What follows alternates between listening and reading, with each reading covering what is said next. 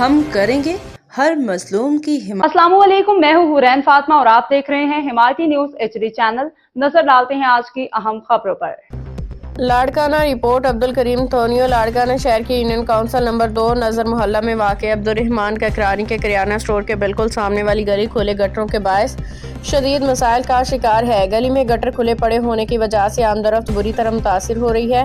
صورتحال یہ ہے کہ نہ صرف گاڑیوں کی آمدورفت ممکن نہیں رہی بلکہ مقامی رہائشیوں کے لیے موٹر سائیکل کو گھر تک لے جانا بھی انتہائی مشکل ہو چکا ہے۔ کھلے گٹروں میں جمع گندا پانی مسلسل بدبو پھیلا رہا ہے، جس کے باعث علاقے کا ماحول آلودہ ہو چکا ہے۔ مچھروں اور دیگر موذی حشرات کی افزائش میں اضافہ ہو رہا ہے، جبکہ گلی سے گزرنے والے شہریوں خصوصاً بچوں، بزرگوں، خواتین کو شدید دشواری کا سامنا کرنا پڑ رہا ہے۔ کسی بھی وقت حادثے کا خدشہ بھی موجود رہتا ہے۔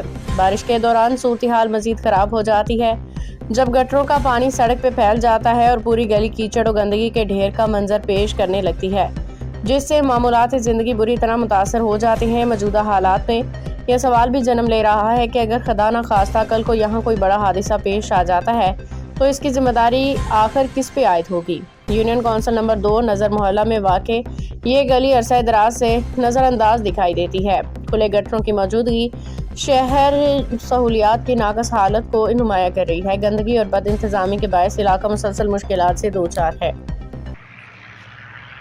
سائیں ہی جو UC2 میں کھلیا پیا گٹر تا ان کے بارے میں چاہتے UC2 میں پہریں گال تو وڈو غلط ہے گھٹی میں چاہے سجو جو نالو جو ہے پہریں گال تو وڈی غلط ہے۔ ننڈا معصوم بار رکھ رہے ہاں میں تو وجہ پہ مزوری تو شکر ہے میں پان کے بچائے ویم، پر اصا اپیل تھا کیوں بھاؤ چنگیز کے UC چیئرمین جو گٹر بند کران کھین زندگی نہ ونجائے پیسے کے خاطر جو نہ ونجائے تو بھلو ان گٹرن کے بند اگ میں گٹر بند ہوا سبھی تا پان ایڈو معائنو کرے تو سجے گٹرن جو یہ حال ہے رگو ڈھکن ان بنی چھڈیا ہاں ایترو اسپیس باڑو ان میں ہلیو ویندو تو چھا ونج ان میں بچندو منجا بھا شکر ہے ماں جی سینکل مثال پان کے میں بچائے ویم۔ اسا اپیل تھا کہ انتظامیہ کے انور لوہر کے بابا ہیڈی چنچے خبر رہیے ہر جگہ ہر وقت، جانیے ملکی و غیر ملکی حالات و واقعات یقین کے ساتھ۔